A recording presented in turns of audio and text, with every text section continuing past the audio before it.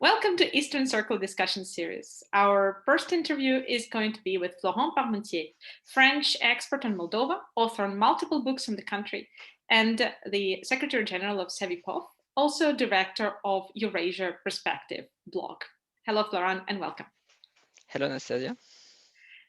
Maia Sandu, former Prime Minister of Moldova and the pro-European presidential candidate, won the presidential elections in Moldova today, running on anti-corruption pro-European platform. She won with over 57% of the vote against 42% for the pro-Russian incumbent president Igor Dodon. Who are the voters who have voted for Maia Sandu, and what can we expect as a result of her elections? Well, first of all, we should emphasize the fact that Maia Sandu was the leader of the first round, which was not necessarily expected.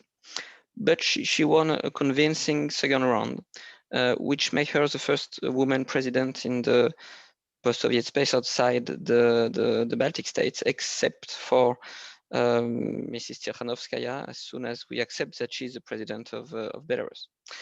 But apart from that, I would say that the difference with Belarus is that the transition of power was quite soft in the sense that the incumbent president, Mr. Dodon, has already acknowledged the fact that actually he has lost the election. So the first thing is that he has done so because the margin of the victory of Maia Sandu is quite strong. She scored impressive results among the youth and among the diaspora. She won probably, I mean, the center of Moldova, the region of Western Moldova, but she was beaten both in the north and in the south. The fact is that it is quite classical if we compare with previous results with, I would say, left versus right opposition in the second round. So in this perspective, she won a lot of votes compared with last time in 2016 abroad. The level of the involvement of the diaspora is much stronger than what it was a few years ago. So she was able, I mean, to score more for men than for women. She was able to score strong results. For instance, it is expected that in the 18 to 25 years old community, she secured some 3/4 of the voters. So the younger you are, the most you have voted for Maia Sandu. That's what we can say. Mhm. And as for the urban versus rural population? She secured some strong score in the capital, in Chisinau. Then it's also regional in the sense that in the south of Moldova you're more leaning toward left parties rather than in central Moldova. So you have different kind of cleavages. I would say that comparatively, the Socialist Party of Moldova is still strong in the rural areas, where the influence of the Orthodox Church is stronger, maybe, and that's one of the explanations that you can find with a Socialist Party which is more closely linked to the Orthodox Church, which is linked to the Moscow Patriarchate than maybe some other voters in the cities. Mhm. Thank you. What are the reforms that Ms. Sandu is going to put forward? Well, as soon as uh, she on the day one of her presidency, what we could expect is a strong emphasis on the question of the rule of law, which is probably what is missing to most of the citizens.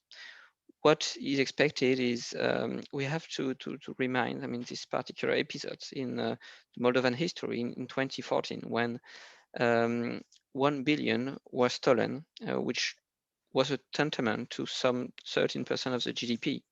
So a lot of the public opinion uh, is still very upset with this particular development. But it is not the only affairs, not the only case of corruption that are important for the country. So her priority should be both. She should put an emphasis on the way she will develop economically the country, especially and see how Moldova can recover after COVID-19. And the other, and I think it's quite equivalent in terms of priorities. I think then the other priority is about fighting corruption. And her elections campaign was based on the European future promise.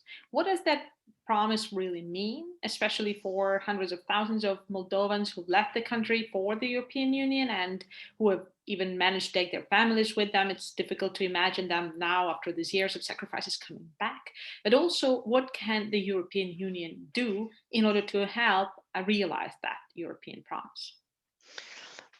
I think during Maia Sandu's campaign, she was really eager to show that she knows what it takes to be more consistent in Brussels for Moldova. It shows that you should pay more attention to different kind of priorities, and in particular to the issue of linked with corruption and with good governance. That's the first point. So she has to put the emphasis and be focused on this. Then it is also true that she's she has, I mean, some of her supporters. I think of Mr. Renato Usati, the guy who arrived at the third place during the first round, who is supposed to be no less pro-Russian than Mr. Dodon.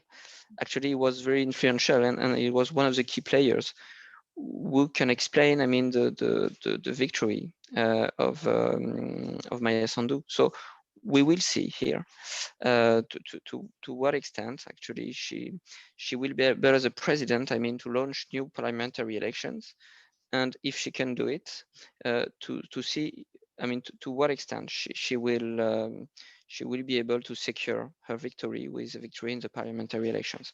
That's another thing. What is for sure is that many experts expected that the victory of one or the other candidate would be by a narrower margin than what we have seen. And many people expected that there might be some third round in the streets with a lot of protesters.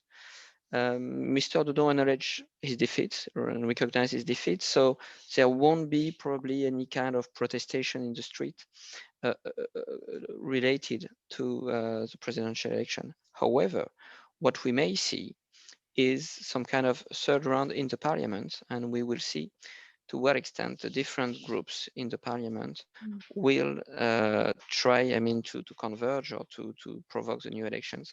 And that would be, I mean, very important in terms of the effectiveness of reform that Maia Sandu wants to implement.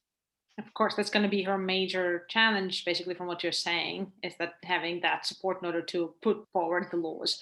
But what are the laws that she's aiming at? What are the reforms? Economic reforms, in terms of tackling corruption, how does she plan to tackle it? Would she go down the Georgian path, basically revamping the entire structures and starting from scratch, recruitment from zero?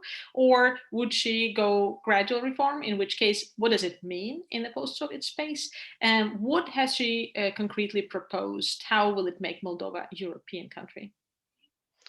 As regard the model of reform, the Georgian experiment was successful in some specific areas, for instance, the police reform, and was much less successful in other fields. But also the thing is, the nature of governance of Mr. Saakashvili is fundamentally different to what you have in Moldova. Mr. Saakashvili arrived in 2003 thanks to contestation in the street, and he was also contested a lot. What you have in Moldova is more kind of consensual politics, which make a difference and which probably won't let Maia Sandu to be too radical on this. What she has to do actually is to she knows that she had some reforms in terms of prosecuting, in terms of straightening the bodies fighting corruption. So I think it would be more gradual. It would be also probably more. I mean, she will have to pick the good guys or the good person, qualified people, which would help. I mean, to implement reforms and transform the country. How can European Union help, and how may it help? What is within its reach? Here again, we have to consider all of the 6 countries of the Eastern Partnership. What you may see is 2 of them have just signed an armistice, a ceasefire, which is Armenia and Azerbaijan. Another one is experimenting some 100 days of protest, which is Belarus. And as regards Georgia and Ukraine, the strength of their conflict is more important. Among the 6, Moldova is probably one of the only ones who has several consecutive alternative transition of power. So in terms of I think what they need is good institutions or improving institutions. That's the first thing.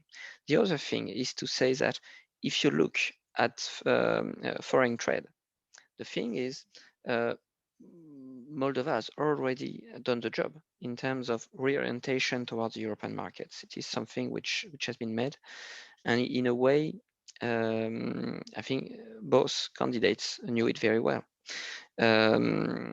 So here I think that what Europe should do is probably to give some credit and to see how you can technically help reforming Moldova, given the fact that it's probably a country in which, because of the level of wealth which is low, and because of the fact that it's still a country which is of 3.5 million inhabitants, it has a limited size. So it is probably the one where you can invest with some chance to see some concrete improvement.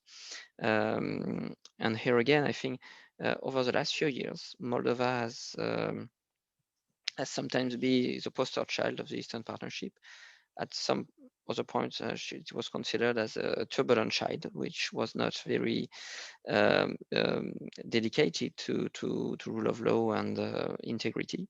So now what we may see probably is, and what we should expect is probably to have some more concrete relations, provided that at least the president worked with the parliament, or that she launched a dissolution.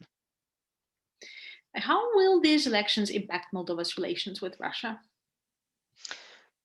I think on both sides, they are trying to that they will try to find some common grounds on pragmatic terms. During her campaign, Maia Sandu was eager not to alienate all the Russian-leaning voters. So she decided that she took a stance which is, we are pro-European, but we shouldn't necessarily alienate for that reason Russia.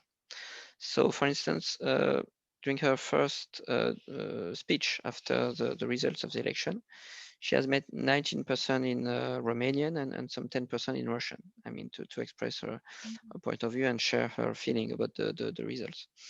So I think she won't expect that Russia will try to solve the Transnistrian issue right now. She's not expected for that.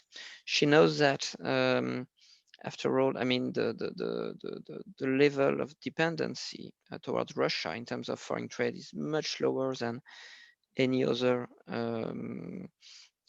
Eastern Partnership country. So she will try to see how they can get along. Mr. Dodon was supported to a certain extent. I mean, he was supported by Russia, but not at, I mean, as much as Russia could have done for him. I mean, in terms of loans, in terms of different aspects. So Russia was more favorable to Mr. Dodon, but I don't think that they would see as an upset the fact that that Maia Sandu is coming to power, and probably they will try to find some agreements. Thank you very much for your time. You're welcome.